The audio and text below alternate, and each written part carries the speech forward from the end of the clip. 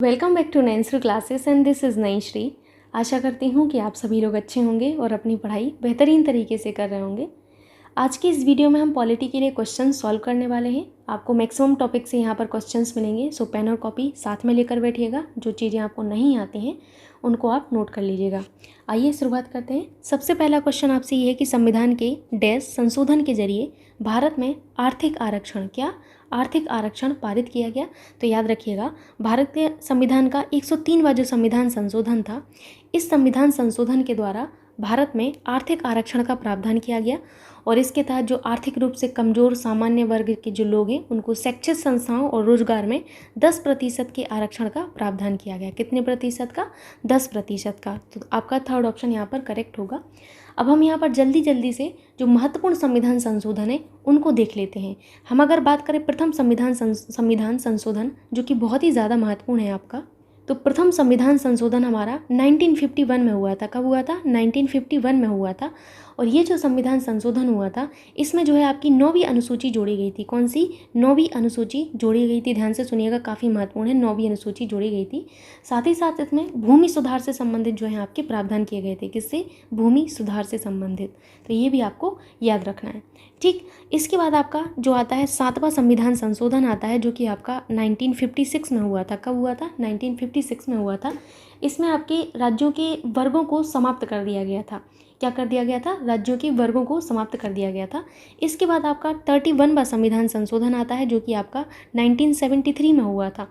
इस 31वें संविधान संशोधन में लोकसभा की सीटों को बढ़ाया गया था। किसकी?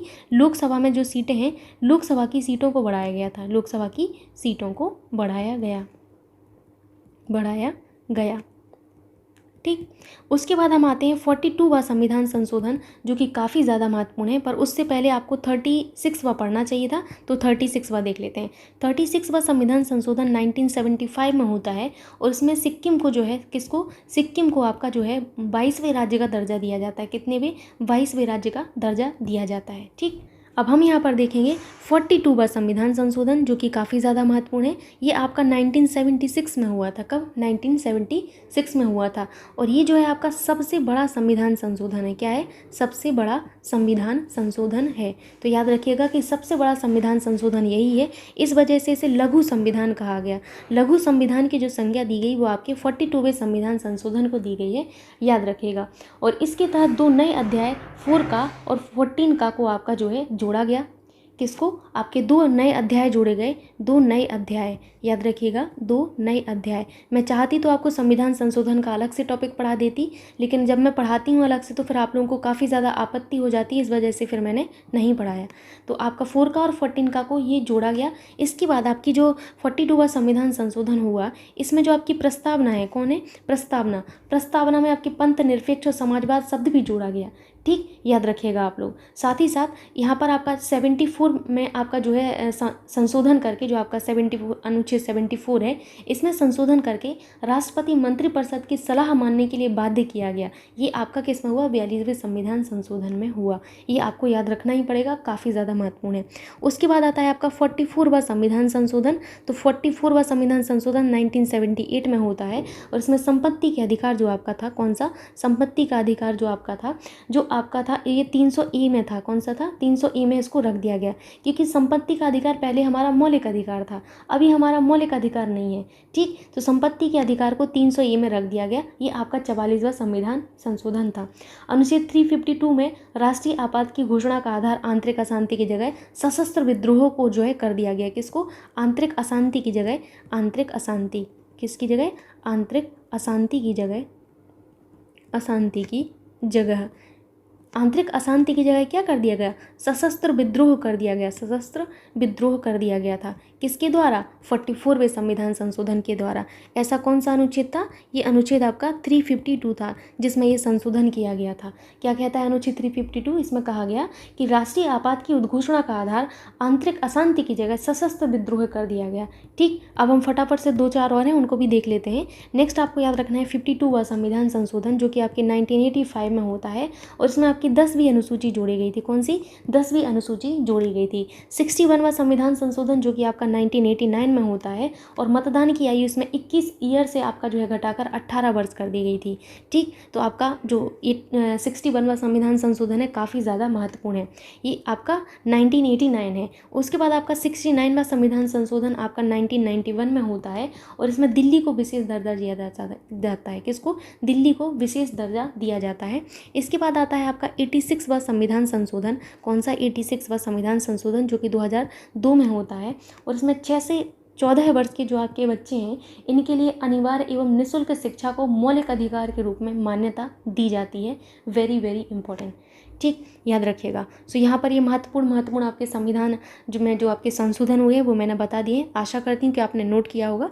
नेक्स्ट क्वेश्चन आपसे ये है कि किस वर्ष में संविधान का सर्वप्रथम संशोधन किया गया था? तो अभी आपको बताया गया कि 1951 में आपका प्रथम संविधान संशोधन किया गया था, है ना। और इसमें भूमि सुधार किए गए थे। क्या किए गए थे? भूमि सुधार किए गए थे। तो ये भी आपको याद रखना है किससे संबंधित है। नेक्स्ट क्वेश्चन आपसे है कि किसी नए राज्य के गठन के लिए भारतीय संविधान की किस अनुसूची में संशोधन करने की आवश्यकता होगी? तो आप याद रखिएगा कि अगर हमें नए राज्य का गठन करना है तो हमें संविधान की प्रथम अनुसूची में, किसमें? जो पहली अनुसूची है, प्रथम अनुसूची में हमें क्या करना होगा? संशोधन करना होगा। ठीक, आप सभी से मैं रिक्वेस्ट करती हूँ, संविधान में कितने भाग हैं, कितनी अनुसूचियाँ हैं और कितने आपके जो हैं अनुच्छेद हैं, इनको एक बार मोटा मोटा आप पढ़ के जाना, जिसमें भाग और अनुसूचियाँ काफ़ी महत्वपूर्ण हैं। ठीक, याद रखिएगा आप लोग। तो आपको पहली अनुसूची में क्या करना पड़ेगा? यहाँ पर संशोधन करना पड़ेगा। जो पहली अनुसूची है इसमें आपके अनुच्छेद 1 से 4 तक आपका वर्णन किया गया है। किससे? 1 से 4 तक। इसमें बताया गया कि भारत के राज्यों और केंद्र शासित प्रदेशों की जो सूची है उनकी सीमाओं में परिवर्तन, उनके जो भी परिवर्तन करने होंगे तो उनके जरूरी कानूनों की प्रक्रिया का प्रावधान आपका किस में किया गया? प्रथम अनुसूची में। सो पहला आपका आंसर करेक्ट हो गया। नेक्स्ट क्वेश्चन आप सभी से ये है जो बहुत ज़्यादा सिंपल है, आप सभी को पता होगा। भारतीय संविधान का अनुच्छेद 368 का संबंध किससे है? मैंने आपको बताया है, संविधान संशोधन से। किससे है? संविधान संशोधन से। अगर हमें भारतीय संविधान में संशोधन करना है तो ये हम अनुच्छेद 368 के अंतर्गत करते हैं। किसके अंतर्गत? 368 के।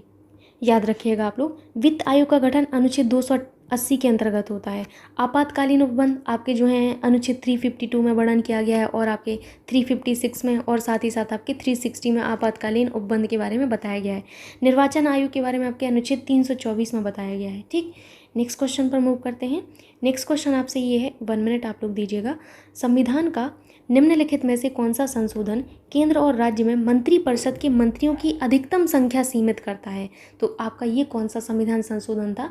ये आपका 91वां संविधान संशोधन था, जो कि आपके जो हैं केंद्र में और राज्य में मंत्रिपरिषद की जो मंत्रियों की अधिकतम संख्या होगी वो सीमित करता है। ठीक, आपका 91वां संविधान संशोधन कब हुआ था? तो ये जो है आपका 2003 में हुआ था, ये भी याद रखिएगा।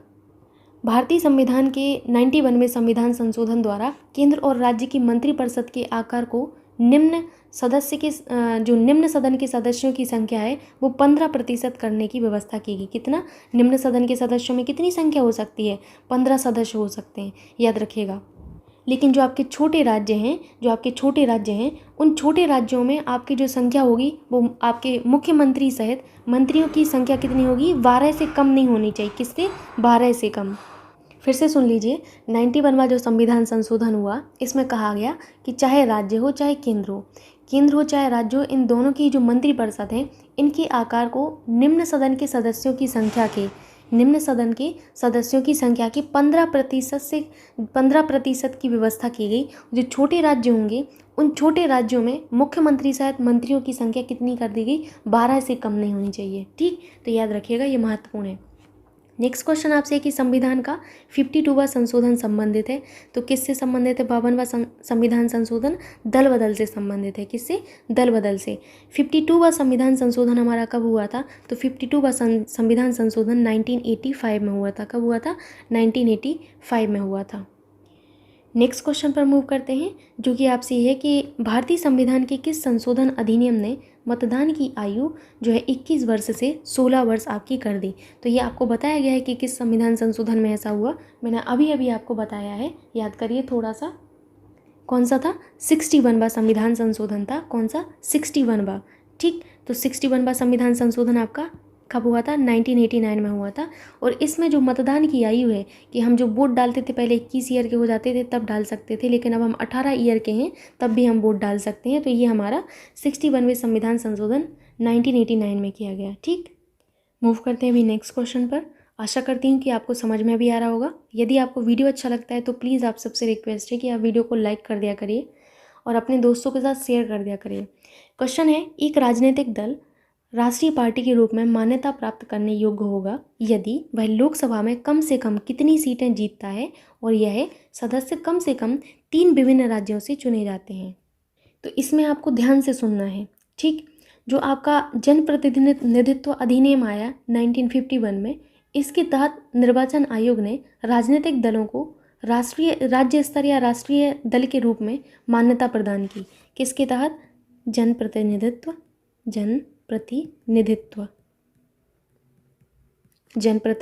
अधिनियम 1951। इस अधिनियम के अंतर्गत क्या हुआ? जो निर्वाचन आयोग थे, कौन थे? निर्वाचन आयोग ने जो आपके राजनीतिक दल थे, कौन? राजनीतिक दल,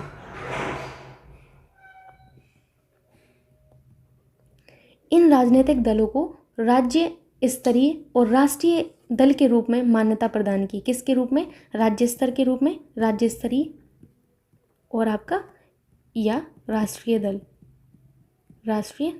पूछा जाता है कि इसके अंतर्गत कौन सा अधिनियम था जिसके अंतर्गत राजनीतिक दलों को राज्य स्तरीय और राष्ट्रीय दल के रूप में मान्यता प्रदान की गई? तो याद रखिएगा, जनप्रतिनिधित्व अधिनियम 1951। तो इसमें इन्होंने बताया राष्ट्रीय दल की मान्यता प्राप्त करने के लिए किसी राजनीतिक दल को क्या क्या होना चाहिए, ये अब मैं आपको बताने वाली हूँ, तो ध्यान से सुनिएगा। अब मैं यहाँ पर क्या बता रही हूँ आपको? राष्ट्रीय दल के रूप में राष्ट्रीय दल की मान्यता प्राप्त करने के लिए किसी राजनीतिक दल को क्या क्या होना चाहिए? इनको सबसे पहला लोकसभा या राज्यों की विधानसभाओं के आम चुनाव जो होते हैं उनमें 4 या उससे अधिक राज्यों में कुल डाले गए जो वैध मत होते हैं उनका 6% प्राप्त करने के साथ किसी राज्य या राज्यों से लोकसभा की कम से कम 4 सीटों पर विजय प्राप्त करना इनके लिए आवश्यक होता है। पहली कंडीशन तो ये थी। दूसरी कंडीशन ये है, या तो आपका ये होना चाहिए या फिर लोकसभा में उसे कम से कम 2% सीटें, अर्थात लोकसभा का जो आपकी सदस्य संख्या उसकी 2% सीटें उसको जीतना चाहिए। तो 2% आपका कितना होगा? तो कैलकुलेट करिएगा, तो आपका 11 आएगा। कितना आता है? लगभग 11 बनता है। तो 11 सीटें उसको जो है जीतना आवश्यक होता है, तभी उसको एक हम जो है राष्ट्रीय दल के रूप में मान्यता देते हैं। ठीक, तो ये दोनों कंडीशन जो है आपको बिल्कुल याद रखना है क्योंकि बहुत ही महत्वपूर्ण है। मैं यहाँ पर लिख देती हूँ, ध्यान से सुनिएगा। लोकसभा या राज्यों की जो विधानसभाएं होती हैं,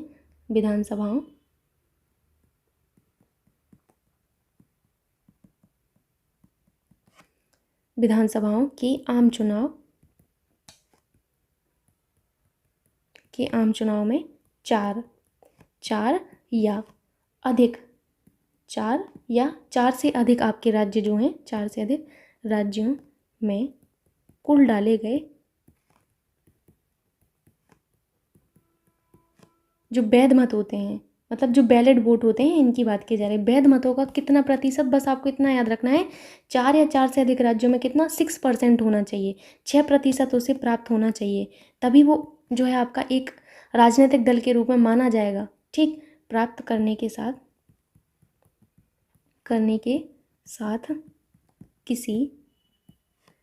किसी राज्य या राज्यों से लोकसभा की कम से कम 4 सीटों पर विजयी प्राप्त होता हो। तो 4 सीटें उसकी लोकसभा में भी होनी चाहिए, ये भी जरूरी है। ठीक है, विजय प्राप्त करना आवश्यक है। ठीक है, करना आवश्यक है, आगे लिख लीजिएगा। दूसरी कंडीशन क्या है? या तो ये हो या फिर क्या हो कि लोकसभा में क्या हो? लोकसभा में उसे कम से कम, लोकसभा में उसे कम से कम 2%, कितने प्रतिशत, 2% सीटें, कितने प्रतिशत, 2% सीटें, अर्थात लोकसभा में कितनी, लोकसभा की कुल सीटें, लोकसभा की कुल जो सीटें हैं आपकी 543 में से आपकी 2% का मतलब क्या है, 2% निकालिएगा तो लगभग 11 सीटें बनती हैं। ठीक है, 11 सीटें जीतना आवश्यक होता है, तभी आपका वो है माना जाएगा कि हाँ, कि वो दल जो है आपका एक राष्ट्रीय दल के रूप में मान्यता प्राप्त करेगा, अदरवाइज नहीं प्राप्त कर सकता। ठीक, आवश्यक है। और ये जो आपकी सीटें हैं, ये सीटें जो आपकी 11 सीटें हैं, ये 11 सीटें कम से कम कितने राज्यों से, 3 राज्यों से जीती होनी चाहिए, कम से कम, ये कम से कम है आपकी। ठीक, कम से कम कितने राज्यों से, 3 राज्यों से, 3 राज्यों से जीती गई होनी चाहिए। ठीक, तो आपको ये याद रखना है। तो आपका करेक्ट आंसर क्या होगा, 11 सीटें होगा। आप समझ गए होंगे कि किस तरीके से ये आपका होता है। नेक्स्ट क्वेश्चन पर मूव करते हैं। नेक्स्ट क्वेश्चन आपसे ये है कि अंतर्राष्ट्रीय शांति और सुरक्षा को बढ़ावा देने से संबंधित प्रावधान भारतीय संविधान के निम्न में से किस एक भाग में उल्लिखित हैं। तो ये देखिए, आपको बताया गया अंतर्राष्ट्रीय एवं सुरक्षा के बारे में, अंतर्राष्ट्रीय शांति एवं सुरक्षा के बारे में। तो आपका कौन सा अनुच्छेद है, अनुच्छेद 51। अनुच्छेद 51 में आपका अंतर्राष्ट्रीय शांति एवं सुरक्षा को बढ़ावा देने के लिए जो आपके संबंधित प्रावधान है ये किए गए हैं, जो हमारे राज्य के नीति निर्देशक सिद्धांत के अंतर्गत आते हैं। किसके, राज्य के जो नीति निर्देशक तत्व हैं इनके अंतर्गत आते हैं। राज्य की नीति निर्देशक तत्वों को, DPSP को हमने कहाँ से लिया है, आयरलैंड के संविधान से लिया है। कहाँ से, आयरलैंड के संविधान से लिया है, याद रखिएगा। ठीक, नेक्स्ट क्वेश्चन आपसे है कि भारत का प्रथम विधि अधिकारी कौन है। तो भारत का जो प्रथम विधि अधिकारी है वो आपका कौन होता है, मैंने आपको बताया है, अटॉर्नी जनरल ऑफ इंडिया। कौन होता है, अटॉर्नी जनरल ऑफ इंडिया जो है भारत के क्या होते हैं, ये भारत के प्रथम विधि अधिकारी माने जाते हैं। इनको हम हिंदी में क्या कहते हैं, अटॉर्नी जनरल ऑफ इंडिया को महान्यायवादी कहें या अटॉर्नी जनरल ऑफ इंडिया कहें। भारतीय संविधान का जो अनुच्छेद 71 है, ध्यान से सुनिएगा, अनुच्छेद 76 जो है आपका, इसमें भारत के जो अटॉर्नी जनरल ऑफ इंडिया है इनके बारे में उल्लेख किया गया है। ये भारत सरकार का प्रथम विधि अधिकारी माना जाता है। साथ ही साथ ये राष्ट्रपति के प्रसाद पर्यात जो है अपना पद धारण करता है ना। किसके प्रसाद पर्यात अपना पद धारण करता है, राष्ट्रपति, मतलब जब तक राष्ट्रपति चाहें। ठीक, तो याद रखिएगा आप लोग, अटॉर्नी जनरल ऑफ इंडिया प्रथम विधि अधिकारी माने जाते हैं भारत सरकार के, इंडियन गवर्नमेंट के। नेक्स्ट क्वेश्चन आपसे ये है, देखिए यहाँ से अब आपको समझ में आ जाएगा निम्न में से कौन सी राष्ट्रीय पार्टी नहीं है। अभी आपने पढ़ा कि राष्ट्रीय पार्टी कब मानी जाएगी, वो 2 कंडीशन आपको माइंड में रखना है कि जो आपकी जो पार्टी है वो राष्ट्रीय पार्टी तभी मानी जाएगी जब लोकसभा या जो राज्यों की विधानसभाएं होती हैं उनके आम चुनाव जो होते हैं उनमें 4 से अधिक राज्यों से 6% सीटें प्राप्त की हों और कम से कम 4 सीटों पर उसका जो है लोकसभा में क्या हो, विजयी प्राप्त हो। दूसरी कंडीशन, उसके जो लोकसभा में सदस्य हैं उसकी 2% सीटें प्राप्त होनी चाहिए, लगभग 11 सीटें उसके पास होनी चाहिए और जो ये सीटें हैं ये कम से कम 3 राज्यों से जीती हुई होनी चाहिए। तो यहाँ पर आपको 2 पूछा गया है आपसे कि कौन सा आपका राष्ट्रीय पार्टी नहीं है। तो इनमें से आपकी जो कम्युनिस्ट पार्टी ऑफ इंडिया है राष्ट्रीय पार्टी है, नेशनलिस्ट कांग्रेस ये भी आपका क्या है, एक राष्ट्रीय पार्टी है, बहुजन समाज पार्टी राष्ट्रीय पार्टी है, लेकिन जो आपका ये द्रविड़ मुनेत्र कड़गम है ये आपकी कोई राष्ट्रीय पार्टी नहीं है। ठीक, याद रखिएगा कि वर्तमान में देश के अंदर कुल 8 राजनीतिक दल हैं जिनको राष्ट्रीय स्तर का दर्जा दिया गया है। कितने राजनीतिक दल हैं, 8 राजनीतिक दल हैं, 8 राजनीतिक दलों को राष्ट्रीय स्तर का दर्जा प्राप्त है। वो 8 आपको याद रखना है क्योंकि आपसे कभी भी पूछ लिया जाता है तो याद रखिएगा। सबसे पहले तो आपको याद रखना है इसमें भारतीय राष्ट्रीय कांग्रेस, कौन, भारतीय राष्ट्रीय कांग्रेस। ठीक, सेकंड आपको याद रखना है कौन, भारतीय जनता पार्टी। मैं शॉर्ट फॉर्म में लिख दूँ, आप लोग ठीक से लिख लीजिएगा, भारतीय जनता पार्टी। ठीक है, थर्ड आपको याद रखना है Bahujan Samaj party, Bahujan Samaj party. Next आपको याद रखना है भारतीय कम्युनिस्ट पार्टी, कौन सी, भारतीय कम्युनिस्ट पार्टी। उसके बाद आपको याद रखना है communist party of India, communist party of India, communist party, 1 minute दीजिएगा, communist party of India, communist party of India, जिसे आप मार्क्सवाद कहते हैं,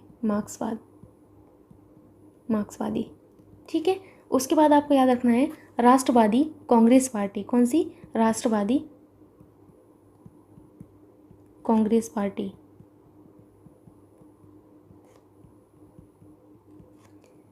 ठीक। उसके बाद आपको याद रखना है अखिल भारतीय तृणमूल कांग्रेस, कौन सी? अखिल भारतीय तृणमूल कांग्रेस। तो ये तो आपने सुना ही होगा पक्का से, अखिल भारतीय तृणमूल कांग्रेस, अखिल भारतीय तृणमूल कांग्रेस। ठीक। अब लास्ट में आपको एक और रह गई है अभी आपकी पार्टी, तो वो आपको याद रखना है नेशनल पीपुल्स पार्टी। ये आपकी 8 हो गई होंगी, 1 2 3 4 5 6 7 8। तो ये आपको 8 राजनीतिक दल याद रखने हैं जिनको राष्ट्रीय स्तर का दर्जा प्राप्त है। संख्या भी आपको याद रखनी है कितनी है। मूव करते हैं नेक्स्ट क्वेश्चन पर, जो कि आपसे है कि भारतीय जनता पार्टी की स्थापना किस वर्ष में की गई। तो याद रखिएगा भारतीय जनता पार्टी की जो स्थापना की गई थी वो आपकी 6 अप्रैल, कब? 6 अप्रैल 1980 को की गई थी, अटल बिहारी वाजपेयी जी के नेतृत्व में। किसके? अटल जी के नेतृत्व में, अटल बिहारी वाजपेयी के नेतृत्व में। ठीक। और ये जो आपकी पार्टी है इसके हेडक्वार्टर्स कहाँ पर हैं? तो इसके हेडक्वार्टर्स न्यू दिल्ली में है। भारतीय जनता पार्टी जो है इनके हेडक्वार्टर्स कहाँ पर हैं? न्यू दिल्ली में है। तो आपका 4th ऑप्शन करेक्ट होगा। नेक्स्ट क्वेश्चन आपसे है कि भारत की संसद द्वारा हिंदू विवाह अधिनियम कब लागू किया गया। तो याद रखिएगा कि हिंदू विवाह अधिनियम जो लागू किया गया 18 मई, ध्यान से सुनिएगा, 18 मई 1955 को हिंदू विवाह अधिनियम 1955 आपका लागू किया गया। हिंदू विवाह अधिनियम 1955 आपका लागू किया गया। सो आपका 2nd ऑप्शन करेक्ट होगा। नेक्स्ट क्वेश्चन आपसे ये कि भारतीय संविधान का अनुच्छेद 300A निम्नलिखित में से किसकी गारंटी देता है। तो 300A के बारे में मैंने आपसे जिक्र किया था।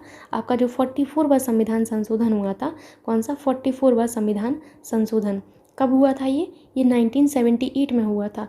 इसमें मैंने बताया कि संपत्ति का अधिकार को 300A में रख दिया गया था। जो हमारा संपत्ति का अधिकार था वो हमारा किस में रख दिया गया था? 300E में रख दिया गया था। तो ये क्या बताता है कि कोई भी व्यक्ति अपनी संपत्ति से वंचित नहीं रहेगा। क्या है? कोई भी व्यक्ति अपनी संपत्ति से वंचित नहीं रहेगा। तो आपका 3rd ऑप्शन यहाँ पर करेक्ट होगा। नेक्स्ट क्वेश्चन आपसे ये है, 1 मिनट आप लोग दीजिएगा, अभी आपको दिख रहा होगा। भारतीय संविधान का अनुच्छेद 324 से 329 निम्नलिखित में से किससे संबंधित है। तो ये जो आपका संबंध है ये आपका बेसिकली किससे है? निर्वाचन से संबंधित है। किससे? निर्वाचन से संबंधित है। तो चुनाव आपका करेक्ट होगा यहाँ पर। ठीक। भारतीय संविधान का भाग 15, कौन सा?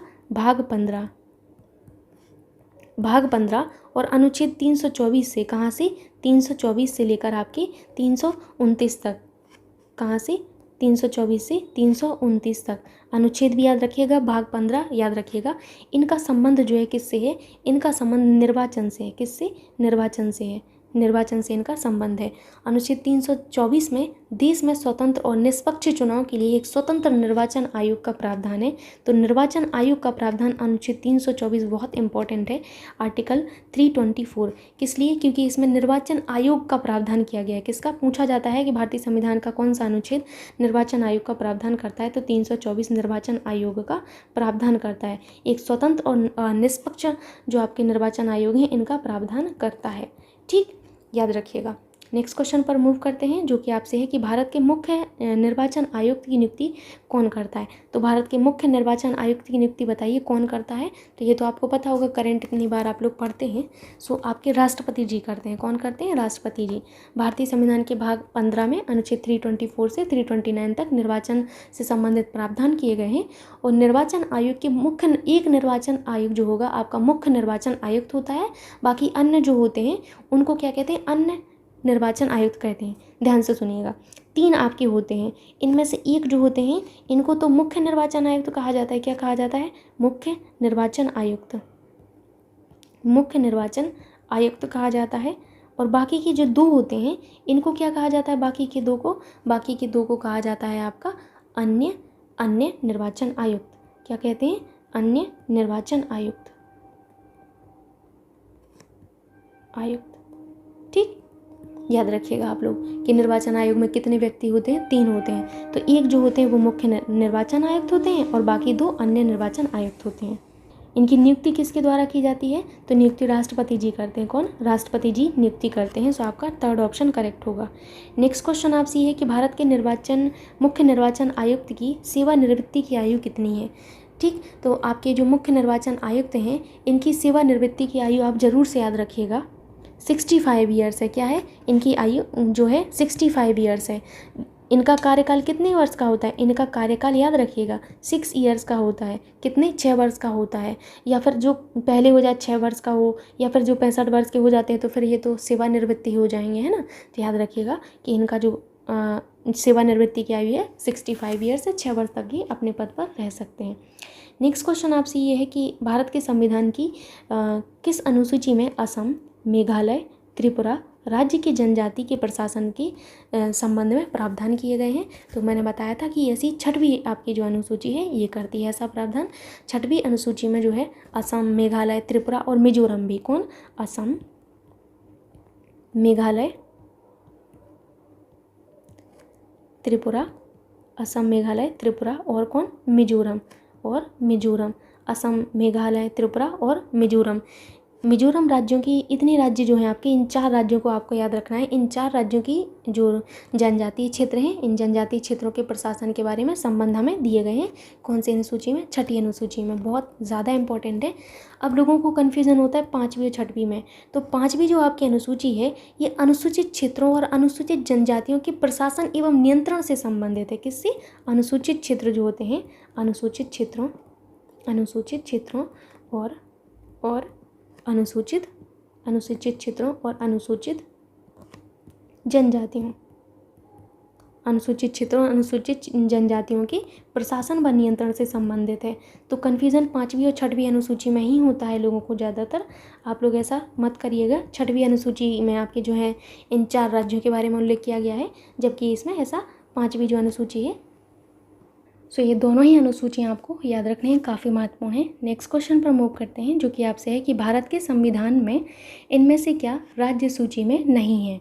पहले तो इस नहीं को हाईलाइट करिएगा। आपको ये बताना है कि कौन सा आपका राज्य सूची में नहीं है। ठीक, तो पहले तो आपको ये पता होना चाहिए कि राज्य सूची में आपके कौन कौन से विषय जो हैं वो वर्णित हैं।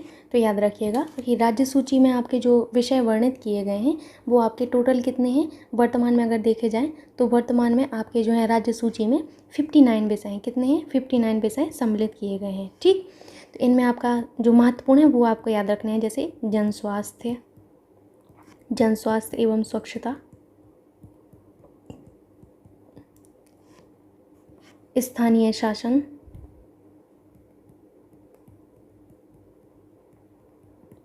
और आपका क्या आता है? मत्स्य पालन आता है। मत्स्य पालन होता है। सिंचाई होता है आपका। सिंचाई किस में आता है? ये राज्य सूची का विषय है। कृषि राज्य सूची का विषय है। सड़क राज्य सूची का विषय है। वन राज्य सूची का विषय है। तो महत्वपूर्ण आपको याद रखने होते हैं। ठीक है, अब जैसे यहाँ पर बोला गया है दंड प्रक्रिया संहिता, तो ये हमारी राज्य सूची का विषय नहीं होता है। दंड प्रक्रिया संहिता समवर्ती सूची का विषय है। किसका है? ये समवर्ती सूची का विषय है। किसका? समवर्ती सूची का विषय है। समवर्ती सूची का। ठीक, समवर्ती सूची। मैंने आपको बताया हुआ था कि जो 7वीं आपकी अनुसूची है वो काफ़ी महत्वपूर्ण है। इसमें जो है आपकी केंद्र के और राज्यों के जो कार्य हैं इनके बारे में बताया गया है। जैसे हमारी केंद्र सरकार जो है केवल संघ सूची पर विषय जो आपके वर्णित हैं, संघ सूची में जितने भी विषय वर्णित हैं उन पर हमारा कौन कानून बनाएगा? केंद्र सरकार। राज्य सूची में जितने भी विषय वर्णित हैं उन पर हमारी राज्य सरकार कानून बनाएगी। समवर्ती सूची में जितने भी आपके विषय वर्णित होंगे उन पर हमारी केंद्र सरकार और राज्य सरकार दोनों ही कानून बनाती हैं। ठीक है, तो याद रखिएगा आप लोग, दंड प्रक्रिया संहिता हमारा समवर्ती सूची का है। कानून और व्यवस्था हमारे राज्य सूची का है। जेल राज्य सूची और पुलिस हमारा किसका है? राज्य सूची का है। ठीक है, मूव करते हैं अभी नेक्स्ट क्वेश्चन पर। नेक्स्ट क्वेश्चन आपसे है कि भारत के संविधान में जन स्वास्थ्य एवं स्वच्छता किस में शामिल है? तो अभी आपको बताया ये राज्य सूची में शामिल है। किस में? राज्य सूची में शामिल है। नेक्स्ट क्वेश्चन आपसे है कि कोंकणी डैश की शासकीय भाषा है? तो जो कोंकणी है ये दमन एवं द्वीप की शासकीय भाषा है। किसकी? दमन एवं द्वीप की। मूव करते हैं अभी नेक्स्ट क्वेश्चन पर, जो कि आप सभी से है। 1 मिनट आप दीजिएगा। अभी आपको पूरा क्वेश्चन दिख जाएगा। अब आपको दिख रहा होगा क्वेश्चन है कि कौन सी अनुसूची, आपको वो अनुसूची बतानी है जिसके तहत अनुसूचित क्षेत्रों और अनुसूचित जनजातियों की प्रशासन एवं नियंत्रण के प्रावधान किए गए हैं। तो अभी अभी आपको बताया गया था ऐसी 5वीं अनुसूची है। कौन सी? 5वीं अनुसूची है हमारी, है ना। मूव करते हैं अभी नेक्स्ट क्वेश्चन पर। नेक्स्ट क्वेश्चन आप सभी से ये 1 मिनट आप दीजिएगा। क्वेश्चन है, भारतीय संविधान का कौन सा अनुच्छेद अनुसूचित क्षेत्रों एवं अनुसूचित जनजातियों के प्रशासन से संबंधित है? तो याद रखिएगा, भारतीय संविधान का जो अनुच्छेद 244 है, इसके तहत अनुसूचित क्षेत्रों और आपके जनजातियों के प्रशासन से संबंधित प्रावधान किए गए हैं। तो आपका अनुच्छेद 244 करेक्ट होगा। ठीक, मूव करते हैं अभी नेक्स्ट क्वेश्चन पर। नेक्स्ट क्वेश्चन आपसे है, डैश भाषा चीनी तिब्बत परिवार की भाषा है। आपको बताना है कि कौन सी भाषा चीनी तिब्बत परिवार की है। तो इसमें दिमासा जो है आपका, दिमासा ये चीनी तिब्बत परिवार की भाषा है। जो चीनी तिब्बत परिवार की जो भाषाएं हैं ये आपके बेसिकली चीन में, तिब्बत में, थाईलैंड में, म्यांमार में, भूटान में और भारत के पूर्वोत्तर सीमांत क्षेत्रों में बोली जाती हैं। ठीक, नेक्स्ट क्वेश्चन पर मूव करते हैं जो कि आपसे है कि भारत में वोट देने की न्यूनतम उम्र क्या है। तो ये तो बहुत सिंपल क्वेश्चन है, आप सभी को पता होगा कि भारत में वोट देने की जो न्यूनतम आयु है हमारी 18 ईयर्स है। पहले यही 21 वर्ष थी, फिर 21 वर्ष को 18 वर्ष कर दिया गया। कौन से संविधान संशोधन द्वारा? 61वें संविधान संशोधन द्वारा। कौन से? 61वें संविधान संशोधन द्वारा किया गया था। ये हमारा कब प्रभावी हुआ था? तो ये हमारा 1989 में प्रभावी हुआ था। कब? 1989 में प्रभावी हुआ था। ठीक, नेक्स्ट क्वेश्चन आपसे ये है कि नीति आयोग के अध्यक्ष होते हैं। तो ये आप सभी को पता होगा नीति आयोग के अध्यक्ष कौन होते हैं। नीति आयोग के अध्यक्ष जो होते हैं वो हमारे प्रधानमंत्री जी होते हैं। वर्तमान में जो हमारे प्रधानमंत्री जी होंगे वही नीति आयोग के अध्यक्ष होते हैं। नीति आयोग का गठन आपका कब हुआ था? नीति आयोग का जो गठन है वो आपका 1 जनवरी 2015 को हुआ था। कब? 1 जनवरी 2015 को। नीति आयोग का पूरा नाम पता होना चाहिए, national institution for transforming India. 1 जनवरी 2015 को नीति आयोग जो है आपका ये गठित हुआ था योजना आयोग के स्थान पर। पहले इसी नीति आयोग को योजना आयोग कहा जाता था। क्या कहा जाता था? योजना आयोग कहा जाता था। फिर नीति आयोग आया आपका योजना आयोग के स्थान पर। तो इसके जो अध्यक्ष होते हैं वो हमारे प्रधानमंत्री जी होते हैं। ठीक, नेक्स्ट क्वेश्चन पर भी मूव करते हैं जो कि आपसे कि भारत में कौन सा एक संवैधानिक संस्था नहीं है। पहले तो इसको नहीं को हाईलाइट करिए, आपको ये बताना है कि इनमें से कौन सा आपका संवैधानिक संस्था नहीं है। ठीक, तो अगर हम देखें तो आपके संघ लोक सेवा आयोग हमारी एक संवैधानिक संस्था है, राज्य लोक सेवा आयोग संवैधानिक संस्था है, वित्त आयोग है, लेकिन योजना आयोग नहीं है ना। योजना आयोग आपका एक संवैधानिक संस्था नहीं है। क्यों नहीं है? क्योंकि योजना आयोग के स्थान पर 1 जनवरी 2015 को, कब? 1 जनवरी 2015 को किसका गठन हो गया? नीति आयोग की स्थापना हो गई। ठीक, अगर मैं बात करूं योजना आयोग का गठन कब हुआ था, तो योजना आयोग का गठन 15 मार्च, ध्यान से सुनिएगा, 15 मार्च 1950 को हुआ था। कई बार आप लोग सुन चुके हैं, अब आपको याद हो गया होगा। 15 मार्च 1950 को हुआ था। इसके अध्यक्ष भी आपके कौन होते थे? हमारे प्रधानमंत्री जी ही होते हैं। ठीक है, याद रखिएगा, दोनों ही आपको याद रखना है। नेक्स्ट क्वेश्चन आपसे ये है कि इनमें से कौन सा संघ सूची के तहत कोई विषय नहीं है। आपको बताना है कौन सा संघ सूची के तहत विषय नहीं है। देखिए, अब यहाँ पर बार बार ये इस तरीके का क्वेश्चन आ रहा है और ऐसा क्वेश्चन अक्सर बनता है, पिछली बार की पैट परीक्षा में भी आया है। तो एक बार मैं आपको बता देती हूँ, 7वीं अनुसूची को याद रखिए। मैंने आपको 7वीं अनुसूची बहुत अच्छे से बताई है, मुझे अच्छे से याद है। तो 7वीं अनुसूची मैंने बताई थी कि 7वीं जो अनुसूची है इसमें आपके जो है केंद्र और राज्यों के बीच शक्तियों का विभाजन किया गया है। इसमें आपकी 3 सूचियों का वर्णन किया गया है। कौन कौन सी हैं वो तीनों सूचियाँ? वो तीनों सूचियाँ थीं आपका, सबसे पहले थी संघ सूची। संघ सूची आपकी जो है इसमें आपके जो विषय वर्णित हैं इनमें केवल हमारी जो है केंद्र सरकार कानून बना सकती हैं। राज्य सूची में हमारी राज्य सरकार कानून बनाएंगी। और समवर्ती सूची एक ऐसी सूची थी कि इसमें जितने विषय होंगे इनमें हमारी केंद्र और राज्य सरकारें दोनों ही कानून बना सकती हैं। कौन कौन?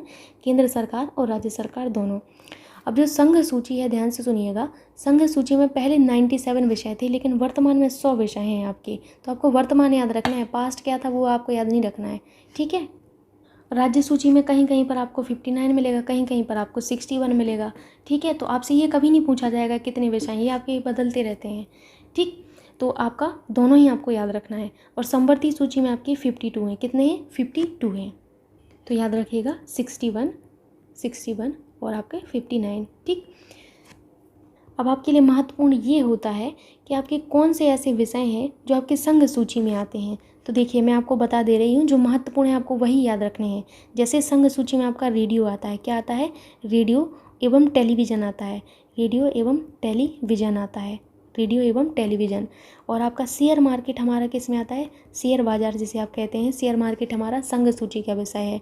डाकघर किसका विषय है, संघ सूची का विषय है। बचत बैंक जो है आपका, बचत बैंक हमारा किसका विषय है, संघ सूची का विषय है। जनगणना जो होती है आपकी, सेंसस जो होती है, वो हमारी किसका है, ये भी हमारा किसका विषय है, हमारी संघ सूची का विषय है। बैंकिंग संघ सूची का विषय है, बैंकिंग। बीमा, बीमा हुआ, डिफेंस हुआ, रक्षा हुआ, तो ये भी हमारी संघ सूची का विषय है। रक्षा के अलावा आपका रेलवे हुआ, रेलवे भी हमारा क्या है, ये हमारी संघ सूची का विषय है। निगम कर, निगम कर भी हमारा किसका विषय है, तो ये संघ सूची का विषय है। ठीक, अब ध्यान से आपने सुन लिया। अब हम बात करते हैं किसकी, राज्य सूची की। तो राज्य सूची में आपका पुलिस आता है, क्या आता है, पुलिस आता है। लोक स्वास्थ्य एवं स्वच्छता आता है, अभी अभी आपको बताया गया है, लोक स्वास्थ्य एवं स्वच्छता, एवं स्वच्छता, आप इस तरीके से लिख लीजिएगा। प्रति व्यक्ति कर आता है आपका। गैस आता है आपका किसमें, राज्य सूची में, कृषि राज्य सूची में आता है। उसके अलावा रेलवे पुलिस जो है आपकी किस में आती है, रेलवे पुलिस आपकी राज्य सूची का विषय है, रेलवे पुलिस। कारागार जो है आपका किसका विषय है, कारागार जो जेल था वो आपका किसका विषय है, ये हमारे राज्य सूची का विषय है। भूमि सुधार किसका विषय है, तो ये भूमि सुधार हमारा किसका विषय है, राज्य सूची का विषय है।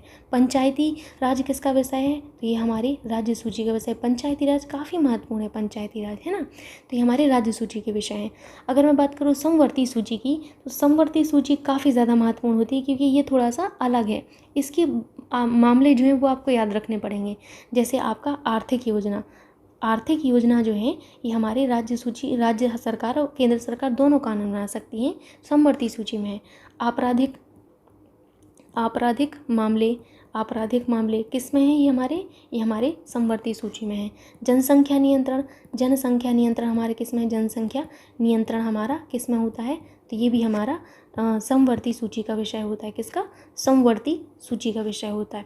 उसके बाद आप याद रखिएगा परिवार नियोजन, क्या, परिवार नियोजन, परिवार नियोजन, ये भी हमारा समवर्ती सूची का है। शिक्षा, जिसमें सबसे ज़्यादा महत्वपूर्ण है वो शिक्षा है, समवर्ती सूची का है। वन, शिक्षा वन। और आपका दंड प्रक्रिया, दंड प्रक्रिया ये हमारा किसका है, ये हमारा समवर्ती सूची का है। विवाह, विवाह हमारा किसका है, समवर्ती सूची का। जो विवाह विच्छेद होता है जिसे आप तलाक कहते हैं, तलाक किसका है, समवर्ती सूची का है। गोद लेना किसका विषय है, तो गोद लेना भी किसका विषय है, ये भी हमारे किसका विषय है, समवर्ती सूची का। तो ये हुआ आपका सारा का सारा जो है समवर्ती सूची के बारे में याद रखिएगा आप लोग। तो यहाँ पर अब आपको आपका आंसर मिल ही गया होगा कि आपका कौन सा ऐसा विषय है जो आपका किस में वर्णित नहीं है, जो आपका संघ सूची में नहीं है ना, कौन सा नहीं है, देखते हैं। तो सार्वजनिक स्वास्थ्य जो है ये आपका किसका विषय है, देखिए लोक स्वास्थ्य एवं आपका स्वच्छता, अभी अभी आपको बताया गया ये राज्य सूची का विषय है, किसका, राज्य सूची का। सो आपका पहला ही ऑप्शन करेक्ट होगा। नेक्स्ट क्वेश्चन पर मूव करते हैं, जो कि है भारतीय संविधान का भाग 2 किससे संबंधित है। भारतीय संविधान का जो भाग 2 है वो नागरिकता से संबंधित है, किससे, नागरिकता से संबंधित होता है भारतीय संविधान का भाग 2, नागरिकता से, ठीक है। और संविधान के अनुच्छेद 5 से लेकर 11 तक जो आपके हैं अनुच्छेद 5 से 11 तक नागरिकता के बारे में वर्णन किया गया है, किसके बारे में, नागरिकता के बारे में वर्णन किया गया है, ठीक है। याद रखिएगा 5 से 11 में नागरिकता है, फिर उसके बाद आपको बताए गए हैं सारे अनुच्छेद, आप सभी को थोड़ा बहुत याद होगा, ठीक। नेक्स्ट क्वेश्चन पर मूव करते हैं, जो कि आपसे ये है, 1 मिनट दीजिएगा। भारतीय संविधान के अनुच्छेद 5 से 11 निम्नलिखित में से किन पहलुओं से संबंधित है। अभी अभी आपने देखा भारत की नागरिकता के संबंध बारे में बताता है, ठीक। भाषा के आधार पर राज्यों का पुनर्गठन किस वर्ष में शुरू हुआ। तो भाषा के आधार पर राज्यों का जो पुनर्गठन है वो आपका 1956 में शुरू हुआ था। कब, 1956 में शुरू हुआ था, ठीक, याद रखिएगा। और इसके अलावा आपको ये याद रखना है कि भाषा के आधार पर सर्वप्रथम जो आपका राज्य गठित हुआ था वो आंध्र प्रदेश राज्य गठित हुआ था। कौन सा, आंध्र प्रदेश राज्य, सबसे पहले आपका आंध्र प्रदेश राज्य का गठन हुआ था। कई बार एग्जाम में पूछा जाता है, 4th ऑप्शन करेक्ट होगा। नेक्स्ट क्वेश्चन है, भारत सरकार का मुख्य विधि अधिकारी कौन होता है। तो मुख्य विधि अधिकारी आपसे पूछा गया है। तो भारत सरकार का जो मुख्य विधि अधिकारी होता है वो आपका महान्यायवादी होता है। कौन, महान्यायवादी होता है। भारतीय संविधान का अनुच्छेद जो 76 है, कौन सा आर्टिकल, आर्टिकल 76, इसके अनुसार भारत सरकार को कानूनी मामले जो होते हैं उनको परामर्श देने के लिए राष्ट्रपति महान्यायवादी की नियुक्ति करता है। कौन करते हैं, तो इनकी नियुक्ति जो है आपके जो है राष्ट्रपति जी के द्वारा की जाती है। राष्ट्रपति जी, क्योंकि जो हमारे नेता लोग होते हैं उनको थोड़ी ना कानून के बारे में पता होता है। इन सब कामों के लिए तो कोई ऐसा इंसान चाहिए ना, पढ़ा लिखा इंसान चाहिए जिसको कानून के बारे में ज्ञान हो। इसीलिए जो है आपके जो गवर्नमेंट होती है, गवर्नमेंट को कानून के मामले में परामर्श देना कि भाई ये कोई अगर उन्होंने लॉ लाया तो वो लॉ जो है हमारे जनता जो है उनके जो फंडामेंटल राइट है उनसे वॉयलेट तो नहीं हो रहा। तो ये सब कानूनी परामर्श कौन देगा गवर्नमेंट को? ये महान्यायवादी देते हैं। तो राष्ट्रपति जो है महान्यायवादी की नियुक्ति करते हैं अनुच्छेद 76 के अनुसार। याद रखिएगा, महत्वपूर्ण अनुच्छेद है। और ये भारत का प्रथम विधि अधिकारी होता है। अभी अभी आप पढ़ के आए हुए हैं, मुझे अब अच्छे से याद है कि ये भारत का प्रथम विधि अधिकारी, भारत सरकार का प्रथम विधि अधिकारी कौन होता है? तो प्रथम विधि अधिकारी आप सभी को पता चल गया है, महान्यायवादी होते हैं। ठीक, और मूव करते हैं अभी नेक्स्ट क्वेश्चन पर, जो कि आपसे ये है 1 मिनट आप लोग दीजिएगा। अभी आपको चारों ऑप्शन दिख जाएंगे, अब दिख रहा होगा। क्वेश्चन है, हाथ से मैला उठाने के कार्य को भारत में कब प्रतिबंधित किया गया? तो याद रखिएगा, हाथ से मैला उठाने के कार्य को भारत में आपका जो है बेसिकली आपका एक अधिनियम आया। कौन सा अधिनियम था आपका? रोजगार और शुष्क शौचालय निषेध अधिनियम 1993। तो आप याद रखिएगा, इस अधिनियम के तहत जो है हाथ से मैला उठाने को प्रतिबंधित किया गया। और शुष्क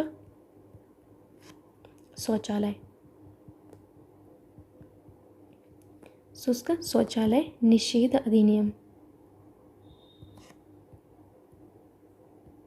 कब आया था? 1993 में आया था। तो आपको याद हो गया होगा, यहाँ पर 4th ऑप्शन करेक्ट होगा। नेक्स्ट क्वेश्चन पर चलते हैं, जो कि काफ़ी अच्छा क्वेश्चन है और आपको आसानी से समझ में आ जाएगा, इसमें कुछ बड़ी बात नहीं है। ठीक, ध्यान से समझिएगा। आपसे कहा गया है कथनों पर विचार करें। ठीक है, फिर पहले दिया है राष्ट्रपति, फिर उपराष्ट्रपति, फिर राज्यसभा। अब आपसे कह रहे हैं उपयुक्त में से कौन आनुपातिक प्रतिनिधित्व प्रणाली के नियमानुसार एकल संक्रमणीय मत के माध्यम से गुप्त मतदान द्वारा किए गए मतदान से चुना जाता है? तो अब आप बताइए कि इनमें से कौन कौन ऐसे हैं जिनको आनुपातिक प्रतिनिधित्व प्रणाली के नियमानुसार एकल संक्रमणीय मत पद्धति के माध्यम से गुप्त मतदान द्वारा चुना जाता है?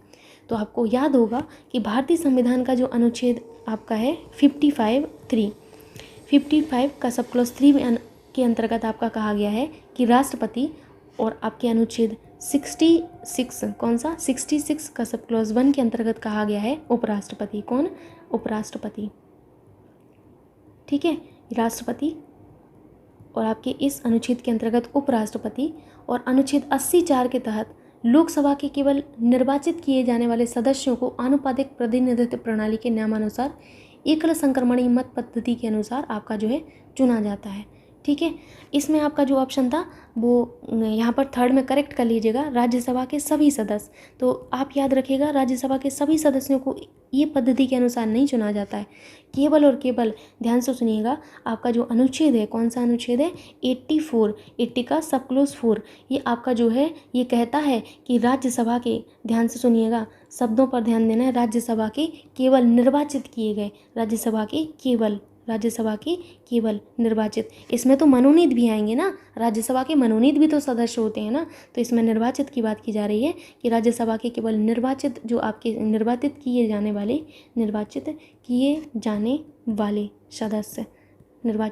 वाले सदस्य, इन सभी सदस्यों को जो है आपके राष्ट्रपति को, उपराष्ट्रपति को, राज्यसभा के निर्वाचित किए जाने वाले सदस्यों को हम किस पद्धति से चुनते हैं? आनुपातिक प्रतिनिधित्व प्रणाली के अनुसार, जो एकल संक्रमणीय मत पद्धति होती है, गुप्त मतदान द्वारा इनको चुना जाता है। सभी सदस्य नहीं होते इसमें शामिल, सभी में तो हमारे मनोनीत भी आ जाते हैं, मनोनीत थोड़ी ना होंगे। तो आपका कौन सा ऑप्शन सही होगा? ए करेक्ट है और 2 करेक्ट है। ठीक, नेक्स्ट क्वेश्चन आपसे इसी तरीके का है, ये भी काफ़ी अच्छा क्वेश्चन है, तो ध्यान से देखिएगा। पहले तो क्वेश्चन आपसे कह रहा है, निम्नलिखित पर विचार करें।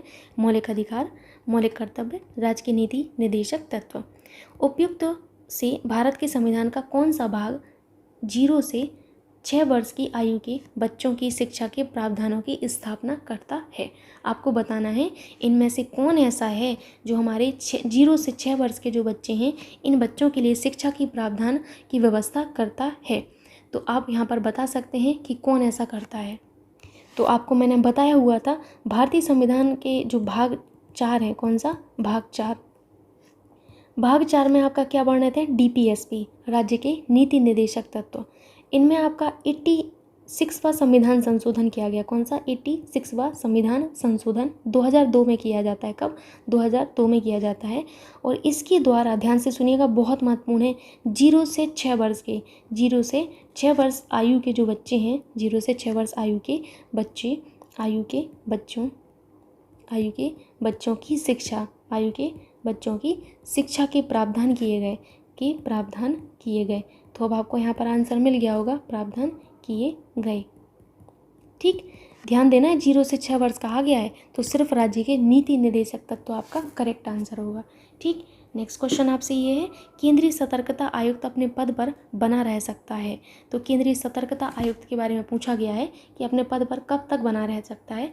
काफ़ी महत्वपूर्ण है, याद रखिएगा। ये जो है अपने वर्ष पर, अपना जो इनका कार्यकाल है वो 4 ईयर का होता है, या फिर 65 ईयर में रिटायर हो जाते हैं तो 4 वर्ष या 65 ईयर्स। ठीक है, केंद्रीय सतर्कता आयुक्त के बारे में अगर हम बात करें, केंद्रीय सतर्कता आयुक्त के बारे में, तो इनकी नियुक्ति कौन करता है? तो केंद्रीय सतर्कता आयुक्त की जो नियुक्ति की जाती है वो राष्ट्रपति जी के द्वारा की जाती है। किसके द्वारा? राष्ट्रपति के द्वारा की जाती है। तो इनकी नियुक्ति राष्ट्रपति द्वारा एक 3 सदस्यीय समिति की सिफारिश पर होती है। ठीक, इस समिति में प्रधानमंत्री, लोकसभा के विपक्ष के नेता और केंद्रीय गृह मंत्री भी रहते हैं। ठीक है, तो ये किससे करते हैं? एक 3 सदस्यीय समिति होती है। कौन होती है? राष्ट्रपति 3 सदस्यीय समिति। अब आप सभी को पता है राष्ट्रपति जी जो हैं सिफारिश पर चीज़ें करते हैं ना, तो समिति की सिफारिश पर करते हैं, सिफारिश।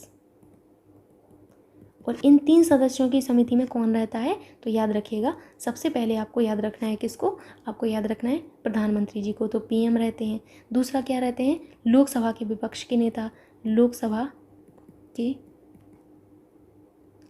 के विपक्ष नेता रहते हैं। और कौन रहते हैं?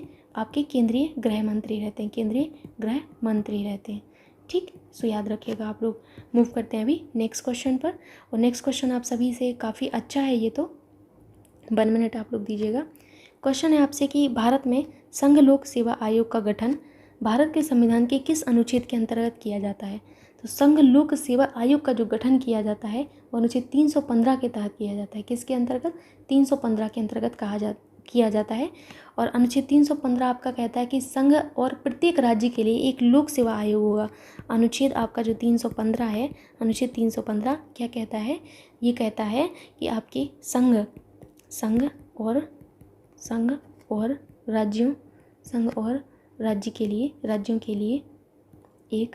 राज्यों के लिए एक क्या होगा? एक लोक सेवा आयोग होगा। ठीक, याद रखिएगा, महत्वपूर्ण है। नेक्स्ट क्वेश्चन पर मूव करते हैं, जो कि आपसे है कि भारत के राष्ट्रीय ध्वज की लंबाई और चौड़ाई का अनुपात कितना है? तो ये तो देखो, आपको मैंने कितनी बार बताया है कि आपका कितना है। ये जब मैंने राष्ट्रीय प्रतीक बताए थे तो वहाँ पर बताया था कि ये जो अनुपात है आपका 3:2 का है। कितने का है? 3:2 का है लंबाई और चौड़ाई का अनुपात। जो हमारा राष्ट्रीय ध्वज है तिरंगा, इसमें समान अनुपात में आपकी 3 क्षैतिज पट्टियाँ हैं। गहरा जो केसरिया रंग है वो सबसे ऊपर रहता है। केसरिया हमारा कहाँ रहता है? ये हमारा ऊपर रहता है। ठीक, आपका सफ़ेद जो पट्टी है वो बीच में रहती है, बीच में हमारा सफ़ेद रहता है। और नीचे कौन सा रहता है? नीचे हमारा हरा रंग रहता है। ठीक, और ये जो सफ़ेद पट्टी है इसमें नीले रंग का चक्र होता है। किस कलर का होता है? नीले रंग का चक्र। आपको कलर भी याद रखना है किस कलर का है, नीले रंग का चक्र होता है। और इसका जो प्रारूप है वो सारनाथ के अशोक स्तंभ पर बने जो चक्र है इससे लिया गया। किससे? सारनाथ के अशोक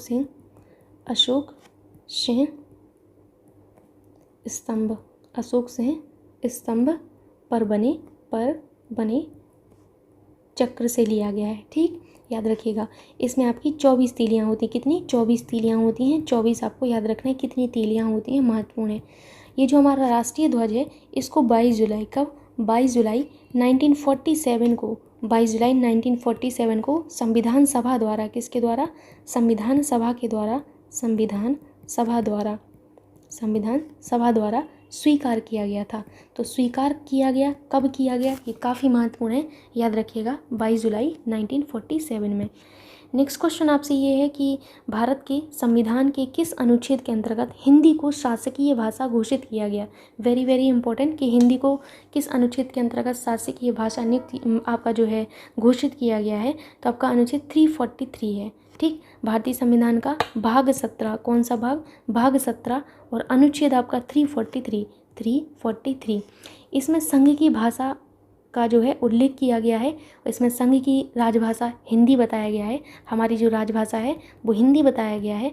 और लिपि भी आपको याद रखना है, पूछा जा सकता है कि किस अनुच्छेद के अंतर्गत हमारी लिपि देवनागरी है, तो इसी अनुच्छेद में आपका जो है लिपि देवनागरी बताई गई है। कौन सी, देवनागरी लिपि बताई गई है। कौन सी, देवनागरी लिपि बताई गई है। ठीक, मूव करते हैं नेक्स्ट क्वेश्चन पर, जो कि आपसे ये है कि त्रिपुरा को भारत के पूर्ण राज्य का दर्जा दिया गया। तो त्रिपुरा को कब दर्जा दिया गया था, तो याद रखिएगा 21 जैन, कब, 21 जनवरी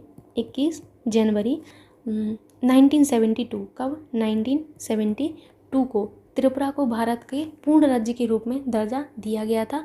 और इससे पूर्व आपके 1956 में आपके जो हैं राज्य पुनर्गठन जो है इनके समय त्रिपुरा को केंद्र शासित प्रदेश बनाया गया था।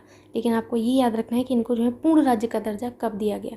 ठीक, इससे पूर्व याद रखिएगा, इससे पूर्व कब, जब आपको पूर्ण राज्य का दर्जा दिया गया। इससे पूर्व की बात करें, इससे पूर्व वर्ष, कौन सा वर्ष था आपका, 1956 में। 1956 में राज्य पुनर्गठन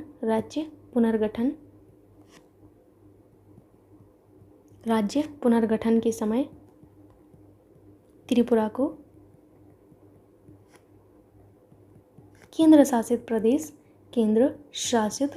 प्रदेश बनाया गया था। एटलीस्ट आपको पता रहे कि पहले क्या स्थिति थी। ठीक, बनाया गया था, याद रखेंगे आप लोग। मूव करते हैं अभी नेक्स्ट क्वेश्चन पर। भारत में आयकर लगाया जा सकता है, बताइए भारत में आयकर किसके द्वारा लगाया जा सकता है। पहले तो इस क्वेश्चन को करेक्ट कर लीजिए, कृषि आयकर है ये क्वेश्चन। ठीक है, भारत में कृषि आयकर लगाया जा सकता है। तो कृषि से संबंधित मैंने आपको बताया है, कृषि किसका विषय है, बताइए आप लोग खुद। कृषि जो है राज्य सरकार का विषय है, किसका, राज्य सरकार का। तो इस पर कानून कौन बनाएगा, राज्य सरकारें बना सकती हैं। तो हमारा कृषि आयकर जो है राज्य सरकारों द्वारा लगाया जाता है, किसके द्वारा, राज्य सरकारों द्वारा लगाया जा सकता है। भारत के अनेक राज्यों में आपके कृषि को आयकर से मुक्त रखा गया है। राज्य सूची में आपके 19 ऐसे कर हैं जिनका उल्लेख किया गया है, जिन्हें आपकी राज्य सरकारें लगाती हैं और उन्हें वसूलती हैं। ठीक, तो आपको याद रखना है कृषि हमारा राज्य सरकार का विषय है, तो कृषि आयकर भी हमारा राज्य सरकार के द्वारा लगाया जाएगा। नेक्स्ट क्वेश्चन है, भारत का एकमात्र राज्य जहां आपका सिविल कोड जो है आपका सामान्य सिविल कोड होता है, ये यूनिफॉर्म सिविल कोड, सामान्य सिविल कोड आपका इसका प्रावधान है। तो याद रखिएगा एकमात्र राज्य ऐसा है गोवा, जहाँ पर आपका सामान्य सिविल कोड का प्रावधान है। ठीक, नेक्स्ट क्वेश्चन है आपसे, थोड़ा कथन के तौर पर है ये क्वेश्चन। आपसे पूछा गया है कि राजनीतिक प्रजातंत्र का तात्पर्य उस जीवन विधा से है जो जीवन में संवैधानिक रूप में उदारता, समानता और भ्रातृत्व को स्वीकारती है। यह कथन किसका है, तो ये जो कथन है डॉक्टर B.R. अम्बेडकर जी का है। किसका है, B.R. अम्बेडकर जी का है, याद रखिएगा। नेक्स्ट क्वेश्चन आपसे है, 1 मिनट आप लोग दीजिएगा, ये भी बहुत अच्छा क्वेश्चन है। सूचना का अधिकार अधिनियम आपसे पूछा गया है। तो सूचना का जो अधिकार है, सूचना के अधिकार के संबंध में निम्नलिखित कथनों में से कौन सा सही है। आपको बताना है सूचना का अधिकार हमारा राजनीतिक अधिकार है, संवैधानिक अधिकार है, या विधिक अधिकार है, या सामाजिक अधिकार है। तो सूचना का अधिकार एक विधिक एवं संवैधानिक अधिकार दोनों है।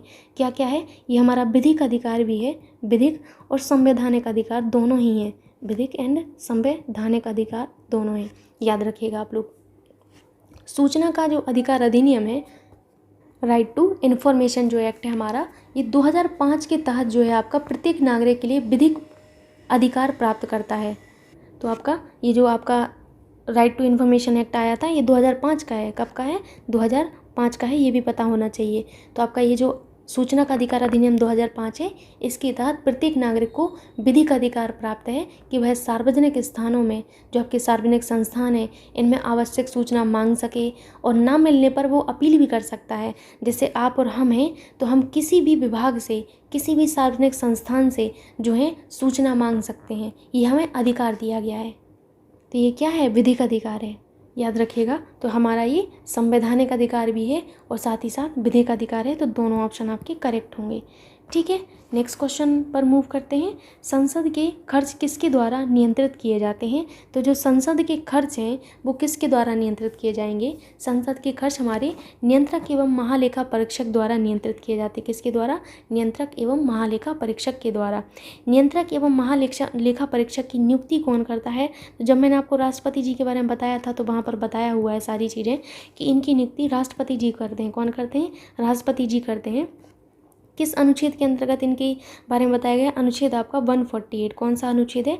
अनुच्छेद 148 के अंतर्गत जो है राष्ट्रपति जी आपके नियंत्रक एवं महालेखा परीक्षक की नियुक्ति करते हैं। नेक्स्ट क्वेश्चन है, अंतर्राष्ट्रीय न्यायालय कहाँ स्थित है? तो अंतर्राष्ट्रीय न्यायालय जो है आपका कहाँ पर स्थित है? ये नीदरलैंड के द हेग में स्थित है। कहाँ पर? नीदरलैंड्स के द हेग में स्थित है, याद रखिएगा। नेक्स्ट क्वेश्चन अब आपसे यहाँ पर पंचायती राज से संबंधित है। सो यहाँ पर आपसे क्वेश्चन है कि पंचायती राज व्यवस्था के तहत ग्राम सभा के सदस्य कौन हैं? तो आपको बताना है कि ग्राम सभा के सदस्य कौन है। जब मैंने आपको स्थानीय स्वशासन पढ़ाया था तो वहाँ पर बताया गया था आपका कि ग्राम सभा के सदस्य कौन होते हैं। याद करिए थोड़ा सा, तो बताइए कौन होते हैं? क्या ग्राम सभा के सभी सदस्य? बिल्कुल भी नहीं। ग्राम के सभी सदस्य जिनकी आयु 16 वर्ष से अधिक है? बिल्कुल भी नहीं। पंचायत क्षेत्र में मतदाता के रूप में पंजीकृत सभी वयस्क। तो यही मैंने आपको बताया था कि पंचायत क्षेत्र में मतदाता के रूप में पंजीकृत जो सभी सदस्य हैं वो ग्राम सभा के सदस्य माने जाते हैं। ठीक है, याद रखिएगा आप लोग। मूव करते हैं नेक्स्ट क्वेश्चन पर, जो कि आपसे ये है कि ग्राम सभा में निम्न में से कौन शामिल है? बताइए ग्राम सभा में कौन शामिल होता है? गांव विशेष में रहने वाले सभी व्यक्ति? बिल्कुल भी नहीं।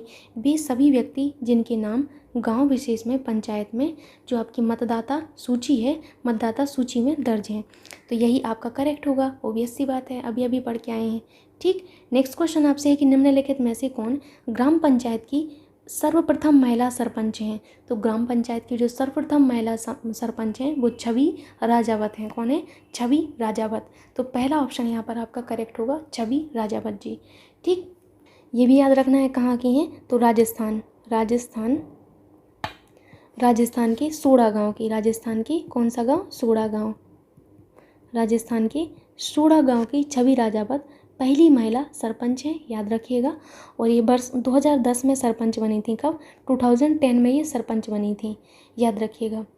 सो अभी हम मूव करते हैं नेक्स्ट क्वेश्चन पर, जो कि आपसे है कि भारत का सर्वप्रथम डिजिटल पंचायत वार्ड है, वेरी वेरी इंपॉर्टेंट। भारत का सर्वप्रथम डिजिटल पंचायत वार्ड केरल में है। तो याद रखिएगा केरल में आपका क्या है? डिजिटल पंचायत वार्ड है। ठीक, नेक्स्ट क्वेश्चन पर मूव करते हैं, जो कि आपसे पंचायती राज दिवस के बारे में, जो कि आपको पता ही होगा। अब तो कितनी बार आप पढ़ ही चुके हैं तो याद हो गया होगा।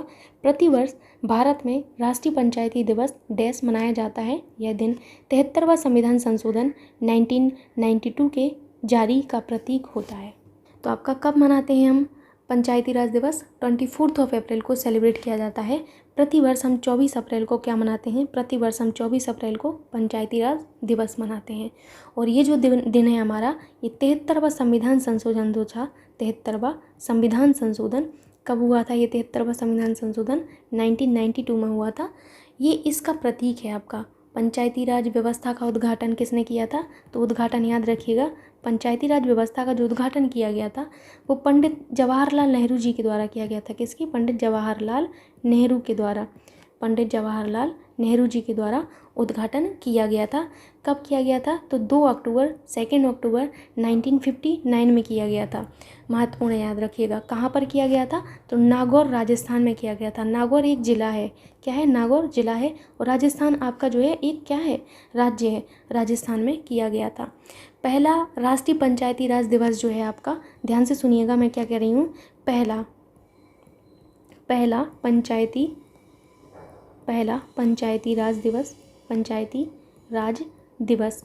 पहला जो पंचायती राज दिवस है ये 24 अप्रैल, ये पहला है और दिवस महत्वपूर्ण है। तो याद रखिएगा 2010 में आपकी डॉक्टर मनमोहन सिंह द्वारा घोषित किया गया था। किसके द्वारा? डॉक्टर मनमोहन सिंह जी के द्वारा। डॉक्टर मनमोहन सिंह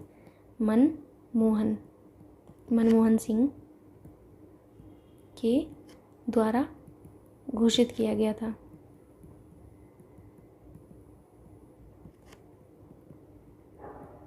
ठीक, याद रखिएगा आप लोग। तो आपको आपका आंसर मिल गया है 24 अप्रैल। मूव करते हैं नेक्स्ट क्वेश्चन पर। अब आप आसानी से जो है यहाँ पर आंसर कर सकते हैं क्योंकि पढ़ चुके हैं। भारत में किस राज्य में सर्वप्रथम पंचायती राज की शुरुआत हुई थी? अभी अभी आपने पढ़ा है राजस्थान में। राजस्थान के कहाँ? नागौर जिले में हुआ था। नेक्स्ट क्वेश्चन है आपसे कि पहला पंचायती राज दिवस डैश द्वारा घोषित किया गया था? तो किसके द्वारा घोषित किया गया था? मनमोहन सिंह जी के द्वारा घोषित किया गया था। ठीक, नेक्स्ट क्वेश्चन आपसे ये है कि पंचायती राज को पहली बार 2 अक्टूबर 1950 को कितने जिलों में पेश किया गया? तो पहले तो ये गलत है, 1959 होना चाहिए यहाँ पर, है ना। तो 1959 को कितने ज़िलों में आपके जो है पेश किया गया? तो कितना नहीं होगा, पहले तो होगा किस ज़िले में। ठीक, को किस ज़िले में, किस ज़िले में पेश किया गया था? नागौर में आपका पेश किया गया था। याद रखिएगा, पंचायती राज को पहली बार नागौर में आपका पेश किया गया था। ठीक है, नेक्स्ट क्वेश्चन आपसे ये है कि 73वां संविधान संशोधन निम्नलिखित में से संबंधित था? तो अब इतनी बार आप लोग पढ़ चुके हैं 73वां संविधान संशोधन किससे था? तो 73वां संविधान संशोधन 1992 पंचायती राज संस्थाओं से संबंधित है। किससे? पंचायती राज संस्थाओं से संबंधित है। इस संशोधन अधिनियम में पारित होने से भारत में पंचायती राज व्यवस्थाओं को संवैधानिक दर्जा दिया गया। यही वो संविधान संशोधन था जिससे जो पंचायती राज थे आपके, पंचायती राज को संवैधानिक दर्जा दिया गया। संवैधानिक दर्जा दिया गया। संवैधानिक दर्जा दिया गया। कई बार पूछा जाता है ये दिया गया कि कौन सा ऐसा संविधान संशोधन है जिसके तहत पंचायती राज को आपका जो है संवैधानिक दर्जा दिया गया। तो याद रखिएगा 73वां संविधान संशोधन था जिसमें आपकी पंचायतों को संवैधानिक दर्जा प्राप्त हुआ। ठीक, और साथ ही साथ संविधान में भाग 9, कौन सा? भाग 9 बा आपकी 11वीं अनुसूची, यही 73 बारे में बता रही हूँ। इसी संविधान संशोधन से संविधान में भाग 9 और आपकी 11वीं अनुसूची जो थी, ध्यान से सुनिएगा, 11वीं अनुसूची जोड़ी गई। तो यही भी याद रखना है आपको कि इसमें संवैधानिक दर्जा तो दिया गया, साथ ही साथ भाग 9 जोड़ा गया और 11वीं अनुसूची आपकी जोड़ी गई। ठीक, याद रखिएगा आप लोग, काफ़ी महत्वपूर्ण है। मूव करते हैं नेक्स्ट क्वेश्चन पर, जो कि आप सभी से ये है कि किस संविधान संशोधन में पंचायती राज संस्थाओं को संवैधानिक स्थिति प्रदान की? तो अभी अभी आप पढ़ के आए कि 73वां संविधान संशोधन ऐसा था। नेक्स्ट क्वेश्चन है कि हमारे संविधान के किस भाग में 3 सोपानों में पंचायत बनाने की परिकल्पना की गई? तो अभी आपने पढ़ा है कि कौन सा भाग है? भाग 9 है हमारा। ऐसा कौन सा है? भाग 9 में 3 सोपानों में पंचायतें बनाने की परिकल्पना की गई थी। भाग 9 के तहत अनुच्छेद आपका 243 जो है आपका 243 खा में प्रावधान है कि प्रत्येक राज्य में ग्राम मध्यवर्ती, आपका जो है प्रत्येक राज्य में ग्राम मध्यवर्ती और जिला स्तर पर इस भाग के जो हैं आपके उपबंध किए गए हैं। ठीक, नेक्स्ट क्वेश्चन है आपसे कि निम्न में से क्या पंचायती राज संस्था नहीं है? तो आपको बताना है कौन सा नहीं है। तो पंचायती राज व्यवस्था त्रिस्तरीय शासन की व्यवस्था करती है। इसमें आपका क्या क्या शामिल होता है? मैंने आपको बताया हुआ है। ग्राम स्तर कॉपी आप लोग अपनी पलटिएगा, स्थानीय स्वशासन वाला चैप्टर देखिएगा। तो मैंने बताया था ग्राम स्तर पर आपका क्या होगा? ग्राम पंचायत होगा। क्या होगा? ग्राम स्तर पर ग्राम पंचायत होंगी आपकी। ठीक है, फिर मैंने आपको बताया था कि जो ब्लॉक स्तर है, ब्लॉक स्तर पर आपका क्या होगा? ब्लॉक स्तर पर आपकी क्षेत्र पंचायत होंगी। क्या होंगी? क्षेत्र पंचायतें होंगी। ठीक, फिर मैंने आपको बताया था कि जिला स्तर पर पहले ग्राम आता है, फिर ब्लॉक आता है, फिर जिला आता है। तो जिला स्तर पर आपका क्या होगा? जिला पंचायत होंगी। ये आपको बताया गया है सारी चीज़ें।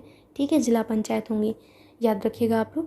तो यहाँ पर आपका कौन सा आंसर करेक्ट हो जाएगा? ग्राम सभा सही है, न्याय पंचायत सही है, ग्राम पंचायत सही है, न्याय पंचायत। एक ग्राम सहकारी संस्था कुछ नहीं होता ऐसा। ठीक, नेक्स्ट क्वेश्चन है आपसे कि भारत में पंचायती राज व्यवस्था किसके अंतर्गत रखी गई है? तो ये आप लोगों को मैं बताई हुई थी जब आपको स्थानीय स्वशासन मैंने पढ़ाया था कि भारत में पंचायती राज व्यवस्था का प्रावधान राज्य के नीति निर्देशक तत्वों के अंतर्गत अनुच्छेद 40, कौन सा? अनुच्छेद 40। मैंने कई बार अनुच्छेद 40 का जिक्र किया है, आपको बताया है कि जो DPSP हैं आपके, DPSP का मतलब क्या है इंग्लिश में? Directive principles of state policy. Directive DIRECTIV, directive policy principle, direct principle PRINCIPLES, directive principles of state policy, state policy POLICY। तो आपको DPSP के बारे में पता होगा, मैंने आपको बताया है। तो इनमें DPSP में आपका जो अनुच्छेद 40 है, अनुच्छेद 40 में साफ साफ कहा गया है ग्राम पंचायतों के गठन के बारे में। किसके बारे में? ग्राम पंचायतों के पंचायतों का संगठन या आप कहें गठन। तो आपकी ग्राम पंचायतों के गठन के बारे में बताया गया है। और इसी में आपका जो है 73वें संविधान संशोधन 1992 द्वारा संविधान में भाग 9 और 11वीं अनुसूची आपकी जोड़ी गई थी। अभी आप पढ़ के आए हैं, तो आपका पहला आपका करेक्ट होगा यहाँ पर।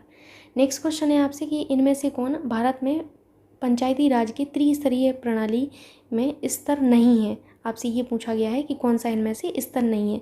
त्रिस्तरीय जो आपके मैंने अभी आपको बताया कि भारत में पंचायतों में 3 स्तर देखे जाते हैं, तो इनमें से कौन सा नहीं है। अब आपको तो पता ही चल गया होगा कि कौन सा नहीं है। आपका ग्राम पंचायत होता है, पंचायत समिति होता है, जिला परिषद होता है, लेकिन नगर परिषद नहीं है। आपका थर्ड वन आपका करेक्ट होगा यहाँ पर। ठीक, नेक्स्ट क्वेश्चन पर देखते हैं।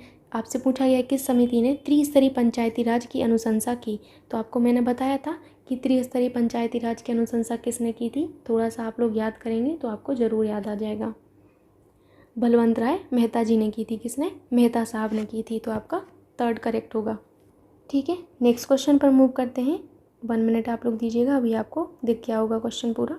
क्वेश्चन है कि भारत के संविधान का अनुच्छेद 243 निम्नलिखित में से किसकी व्याख्या करता है। तो अभी मैंने जिक्र किया है कि आपका 243 किसके बारे में जिक्र करता है। पंचायती राज प्रणाली के बारे में। किसके बारे में? पंचायती राज प्रणाली के बारे में आपका जिक्र करता है। 73वां संविधान संशोधन जो आपका था, 73वां संविधान संशोधन 1992 के द्वारा भारतीय संविधान में पंचायत जो है आपका पंचायत शीर्षक के परिच्छेद में एक भाग 9 जोड़ा गया। और इसमें अनुच्छेद आपका कौन सा है? अनुच्छेद 243 से आपके जो हैं 243 इतने प्रावधानों को कवर किया गया। ओ तक के प्रावधानों को आपका कवर किया गया। ठीक, मूव करते हैं नेक्स्ट क्वेश्चन पर। नेक्स्ट क्वेश्चन आपसे ये है कि ग्राम पंचायत द्वारा उप प्रधान को पद से हटाने के लिए कम से कम कितने पंचायत सदस्यों का समर्थन आवश्यक है। तो यहाँ पर आपको बताना है कि अगर आपके जो उप प्रधान हैं ग्राम में पंचायत में, तो उप प्रधान को अगर हटाना है तो कितने आपके जो हैं पंचायत सदस्यों का समर्थन आवश्यक होता है। 2/3, कितना? 2/3 सदस्यों का समर्थन आवश्यक होता है। और उप प्रधान को इस पद से हटाने के लिए लगभग 15 दिन पहले इनको जो है एक विशेष बैठक करके इस बात की सूचना दी जाती है। कितने दिन पहले? 15 दिन पहले। तो 2/3 आपका करेक्ट होगा। पंचायतों में आपके जो भारत में ग्राम पंचायतों की संख्या है वो कितनी है। तो याद रखिएगा, भारत में ग्राम पंचायतों की संख्या 2,55,328 है। कितना है? 2,55,328। याद रखिएगा, वर्तमान में आपकी ये 3 जून 2022 तक की स्थिति के अनुसार मैं बता रही हूँ, आपको याद रखिएगा। नेक्स्ट क्वेश्चन है आपसे, ग्राम पंचायत में महिलाओं के लिए कितने प्रतिशत जो है आरक्षण की दिया गया है। तो कितने प्रतिशत सीटें आपकी आरक्षित की गई हैं। मैंने आपको बताया था कि आपका 73वां जो संविधान संशोधन था, कौन सा? 73वां संविधान संशोधन जो कि आपका 1992 में हुआ। इसके अनुसार ग्राम पंचायत में आपका जो है ग्राम पंचायत में आपकी महिलाएं जो हैं इनके लिए कम से कम 33% पदों पर जो है आरक्षण दिया गया। कितने प्रतिशत? 33% पदों पर। ठीक, नेक्स्ट क्वेश्चन है आपसे, 1 मिनट आप लोग दीजिएगा। भारत में पंचायती राज्य नहीं होगा, ये पंचायती राज है। पंचायती राज स्थापित करने वाले प्रथम राज्य कौन से हैं। तो भारत में पंचायती राज स्थापित करने वाले प्रथम 2 राज्य आपके कौन से हैं। एक तो आपका राजस्थान है। कौन है? राजस्थान है। और दूसरा आपका आंध्र प्रदेश है। राजस्थान और आंध्र प्रदेश है। ठीक है, सबसे पहले 2 अक्टूबर 1959 को राजस्थान के नागौर जिले में पंचायती राज व्यवस्था लागू हुआ था। ठीक, सो आपका करेक्ट आंसर क्या होगा? राजस्थान एवं आंध्र प्रदेश, थर्ड वन। ठीक, मूव करते हैं नेक्स्ट क्वेश्चन पर। ये भी मैंने आपको बताया हुआ है, सारी पढ़ी हुई चीज़ें हैं, कुछ आपका डिफरेंट नहीं है, बस आपको रिवीजन करना है। बार बार मैं आपको बोलती रहती हूँ रिवीजन करिए, इसीलिए बोलती हूँ रिवीजन से ही होगा, चाहे जो कर लें आप। क्वेश्चन है, ग्राम पंचायतों में एक व्यक्ति के लिए पंचायत का सदस्य बनने की न्यूनतम आयु सीमा क्या है। तो कितनी न्यूनतम आयु सीमा दी गई है? आपको बताया था मैंने 21 वर्ष। अगर आपको पंचायत का सदस्य बनना है तो न्यूनतम आयु हमारी कितनी होनी चाहिए? 21 वर्ष होनी चाहिए, है ना। नेक्स्ट क्वेश्चन है, किस राज्य में पंचायती राज प्रणाली नहीं है। तो आप याद रखिएगा कि नागालैंड जो है आपका ऐसा एक आपका राज्य है जहाँ पर पंचायती राज प्रणाली नहीं है। कहाँ पर? नागालैंड में नहीं है। ठीक, मूव करते हैं नेक्स्ट क्वेश्चन पर। 1 मिनट आप लोग दीजिएगा, यहाँ पर आपको अभी ऑप्शन दिख रहे होंगे। ये बहुत अच्छा क्वेश्चन है और ध्यान से सुनिएगा। कह रहे हैं, सर्वोच्च न्यायालय के न्यायाधीश पद पर नियुक्ति के पात्र बनने के लिए किसी जज को उच्च न्यायालय के न्यायाधीश किसकी, उच्च न्यायालय के न्यायाधीश के रूप में कितने वर्षों की सेवा आवश्यक है। तो यहाँ पर मैं आपसे कह रही हूँ कि 99% बच्चे ऐसे होंगे जो 10 वर्ष करके आएंगे, मैं बिल्कुल श्योर हूँ। तो ऐसा नहीं है, मैंने आपको बताया हुआ था, जब आपको मैंने न्यायालय के बारे में बताया, ज्यूडिशरी सिस्टम के बारे में बताया, तो मैंने बताया था आपको, ध्यान से सुनिएगा। मैंने कहा था कि सर्वोच्च न्यायालय के न्यायाधीश की नियुक्ति के लिए भारत के जो राष्ट्रपति हैं इनके द्वारा उच्चतम न्यायालय के परामर्शानुसार की जाती है। जो न्यायाधीश का पद होता है, न्यायाधीश के पद के लिए आपको कम से कम 5 वर्ष तक, कितने वर्ष तक, कम से कम 5 वर्ष तक उच्च न्यायालय 5 वर्ष तक उच्च न्यायालय के न्यायाधीश के रूप में, न्यायाधीश के रूप में, या मैंने बोला था, या 10 वर्ष तक, कितने वर्ष तक, 10 वर्ष के लिए अधिवक्ता यानी कि एडवोकेट होता है, ठीक है, कुछ और मत समझ लेना, अधिवक्ता के रूप में कार्य किया हो।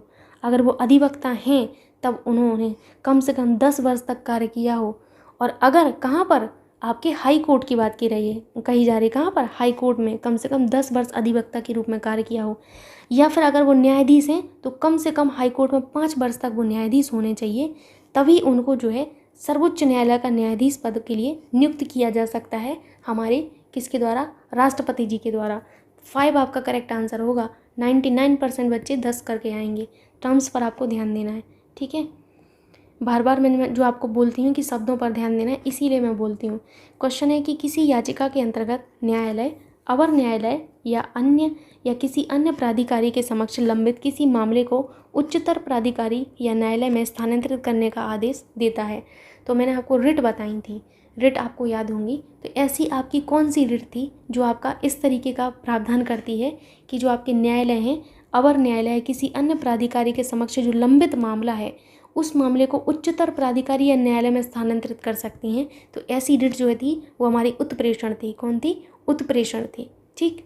उत्प्रेषण को इंग्लिश में क्या कहते हैं, उत्प्रेषण रिट को, इसको कहते हैं सर्टियोरेरी, CERTAIORARI, ठीक। परमादेश को क्या कहते हैं, परमादेश को कहते हैं हम लोग मैंडामस, MANDAMUS, मैंडामस। अधिकार परीक्षा को क्या कहते हैं, तो आपको ये भी पता होना चाहिए अधिकार परीक्षा को क्या कहते हैं, quo warranto, QUOWARRANTO, quo warranto, ठीक। अगर बंदी प्रत्यक्षीकरण होता तो उसको हैबियस कॉर्पस कहते हैं, क्या, हैबियस कॉर्पस कहते हैं। और निषेध को क्या कहते हैं, या इसे प्रतिषेध रिट भी कहते हैं, तो प्रोहिबिशन, PROHIBITION। इंग्लिश में याद करना थोड़ा सा आसान होता है इन रिट को, इसीलिए मैं बता रही हूँ। अगर आप इंग्लिश में याद रखेंगे तो ज़्यादा अच्छा होगा आपके लिए, ठीक। मूव करते हैं अभी नेक्स्ट क्वेश्चन पर, जो कि आपसे ये है कि भारत के उच्चतम न्यायालय की प्रथम महिला न्यायाधीश कौन है। तो आपको बताना है कि उच्चतम न्यायालय की प्रथम महिला न्यायाधीश कौन है। सो ये बहुत अच्छा क्वेश्चन है और इम्पोर्टेंट है। फातिमा बीवी कौन है, फातिमा बीवी। भारत की उच्चतम न्यायालय की प्रथम महिला न्यायाधीश M फातिमा बीवी है। कौन है, M फातिमा बीवी है, याद रखेगा। ये 6 अक्टूबर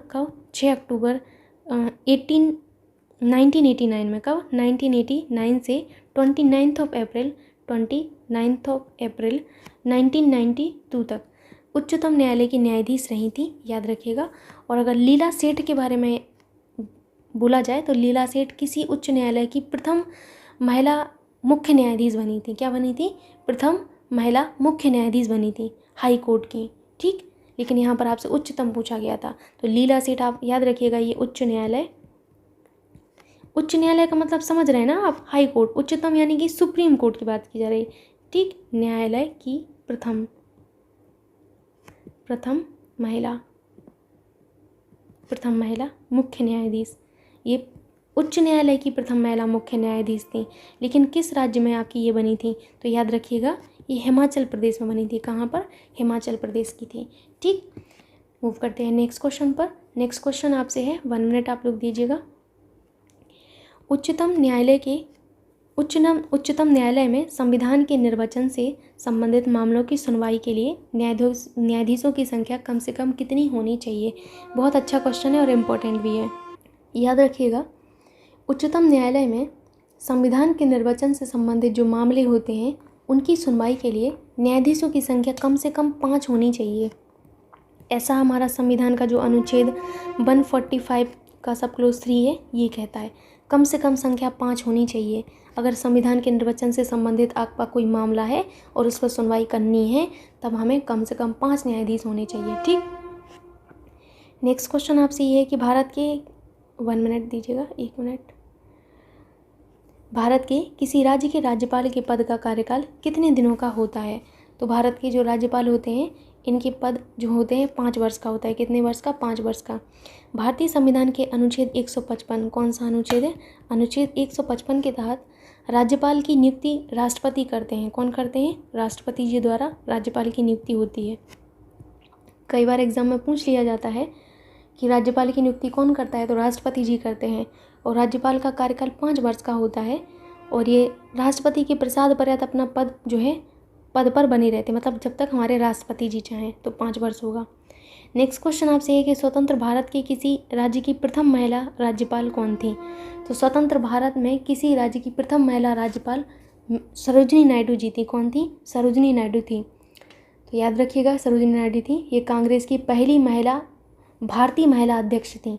मैंने आपको बताया है पहली भारतीय महिला अध्यक्ष, भारतीय महिला अध्यक्ष कौन थी? तो ये नायडू जी ही थी। और इन्होंने कांग्रेस के 1925 का जो अधिवेशन हुआ था, 1925 में कांग्रेस का कानपुर अधिवेशन हुआ था, है ना, कानपुर ही हुआ था। तो कानपुर अधिवेशन में इन्होंने अध्यक्षता की हुई थी पहली बार। नेक्स्ट क्वेश्चन आपसे, स्वतंत्र भारत में उत्तर प्रदेश राज्य की प्रथम विधानसभा अध्यक्ष कौन थे? तो याद रखिएगा कि स्वतंत्र भारत में उत्तर प्रदेश राज्य के प्रथम विधानसभा जो अध्यक्ष थे वो पुरुषोत्तम दास टंडन जी थे। कौन थे? पुरुषोत्तम दास टंडन जी थे।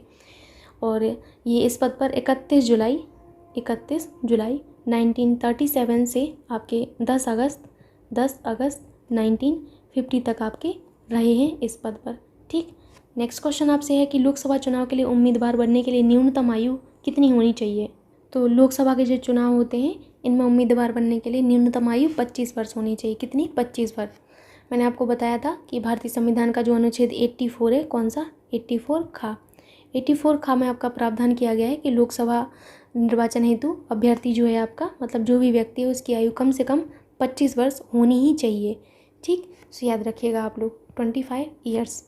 नेक्स्ट क्वेश्चन आपसे ये है, राज्यसभा में कितनी सीटें उत्तर प्रदेश से हैं?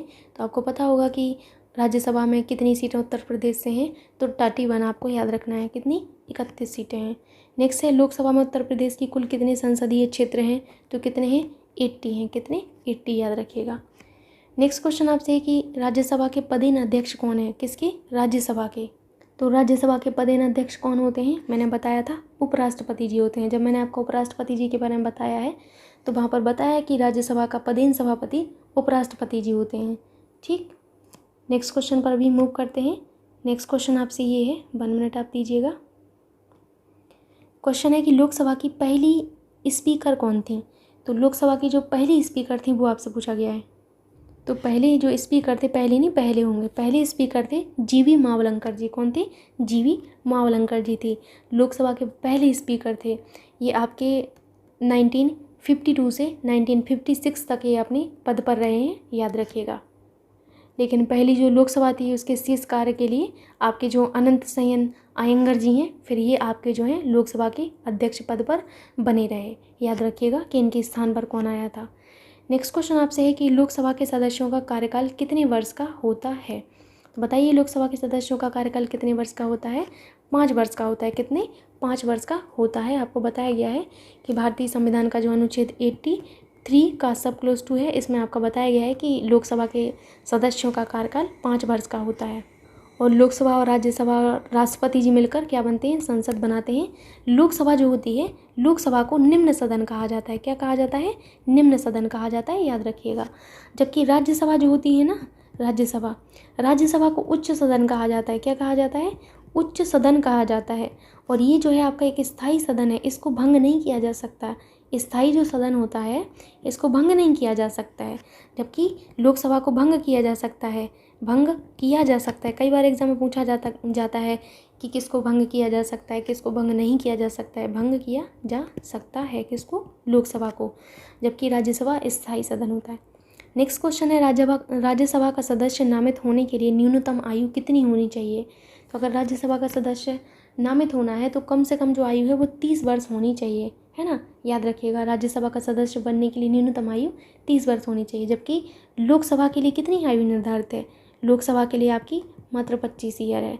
और राष्ट्रपति बनने के लिए अगर आपको प्रेसिडेंट बनना है तो 35 वर्ष आपकी आयु होनी चाहिए, ठीक, न्यूनतम आयु। नेक्स्ट क्वेश्चन आपसे है कि प्रत्येक 2 वर्ष के बाद राज्यसभा के कितने सदस्यगण सेवानिवृत्त हो जाते हैं।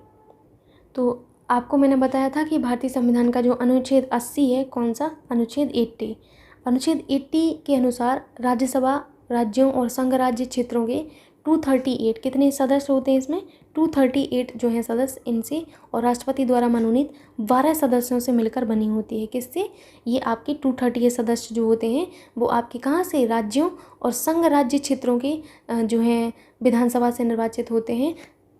जबकि आपके जो ये 12 सदस्य हैं ये मनोनीत होते हैं।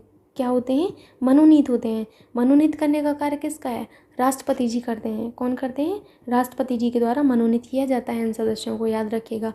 राज्यसभा आपका एक स्थायी सदन होता है, लेकिन इसमें होता ये है कि 1/3 जो सदस्य हैं आपके, कितने, 1/3 सदस्य प्रत्येक दूसरे वर्ष पर आपके सेवानिवृत्त हो जाते हैं। कितने वर्षों पर, प्रत्येक दूसरे वर्ष पर, प्रत्येक दूसरे वर्ष पर ये सेवानिवृत्त हो जाते हैं। तो आपका करेक्ट आंसर क्या होगा, 1/3, ठीक। और राज्यसभा के सदस्यों का जो कार्यकाल है वो याद रखिएगा, राज्यसभा के सदस्यों का कार्यकाल 6 वर्ष का होता है।